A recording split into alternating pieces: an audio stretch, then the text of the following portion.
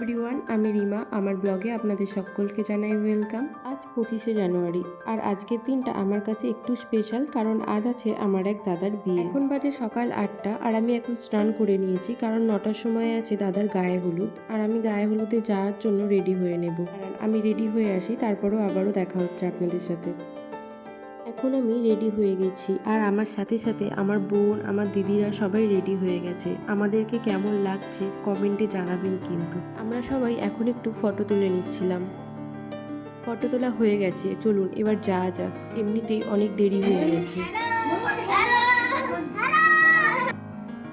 এখানে এসে দেখলাম গায়ে হলুদের এখনো কিছুই শুরু হয়নি, তাই আমরা চলে আসলাম প্যান্ডেলের দিকে। এখন আমরা একটু টিফিন করে নেব। এখন আমরা আলুর দম আর মুড়ি খাচ্ছিলাম, আর এইদিকে এখে দেখুন মুখোশ পরে ঘুরে বেড়াচ্ছে, তাই ওকে একটু ডাকলাম।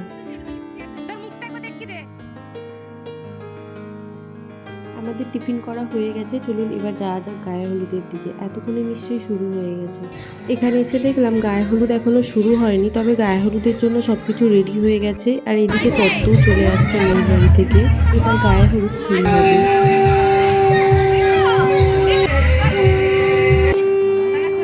গায়ে হলুদের জন্য যে সমস্ত নিয়ম আছে সেগুলি এখন করে নেওয়া হচ্ছে।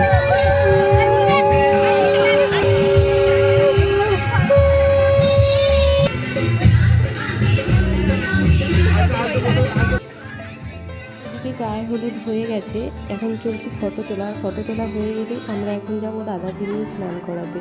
এখন আমরা সবাই মিলে যাচ্ছি দাদাকে স্নান করাতে। সবাই হেঁটে হেঁটে গেলেও আমি এখন আর হেঁটে যেতে পারছি না, কারণ অনেকটা দূর যেতে হবে, আর এতটা দূর আমার পক্ষে হেঁটে যাওয়া এখন সম্ভব না, যেহেতু আমার পায়ে লাগা আছে। তাই আমি বাইকে করে আসলাম।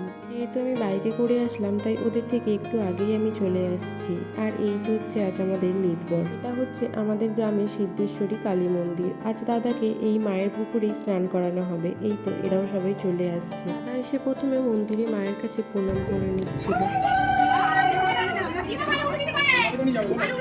আমি পারিনি।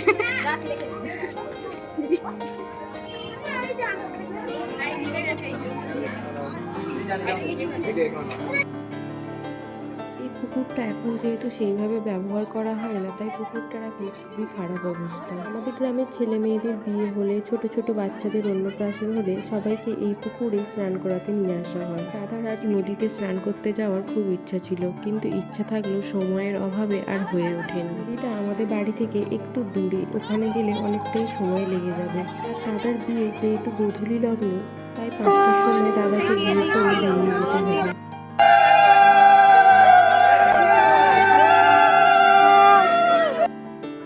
স্নান করানো হয়ে গেছে, এখন দাদাকে এইভাবেই বাড়ি পর্যন্ত নিয়ে যাওয়া হবে, আর রাস্তাটাও চেঞ্জ করে নিতে হবে। আমরা যে রাস্তা দিয়ে আসছিলাম এখন আর সেটা দিয়ে যাওয়া যাবে না, কারণ দাদাকে আইবুড়োর রাস্তা চেঞ্জ করে নিতে হয়। এটাই আমাদের নিয়ম। ওরা সবাই হেঁটে হেঁটে আসছে, আমি বাইকে করে আগেই চলে আসলাম। আর এখন প্রায় 2টো বেজে গেছে, তাই আমি এখন লাঞ্চ করে নেব। আজকে লাঞ্চে আছে ভাত, ডাল, একটা শাকের তরকারি, মাছের ঝাল, চাটনি আর পাঁপড়।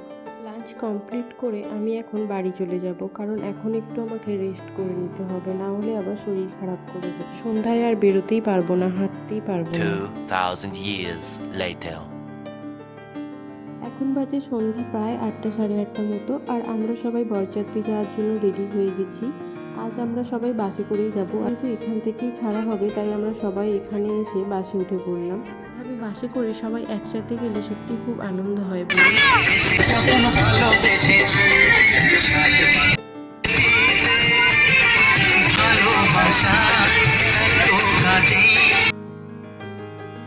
আনন্দ করতে করতে আমরা সবাই পৌঁছে গেছি। আমাদের আসতে প্রায় 1 ঘন্টা মতো সময় লেগে গেছে। এসে দেখলাম দাদার বিয়ে কমপ্লিট হয়ে গেছে।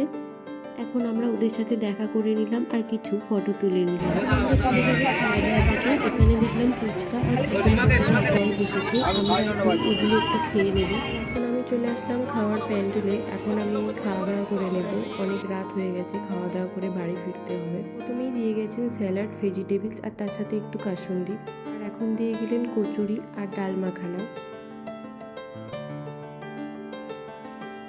এটা হচ্ছে কাশ্মীরি আলুর দম, আর এখন দিয়ে গেলেন ফ্রায়েড রাইস আর চিকেন কষা।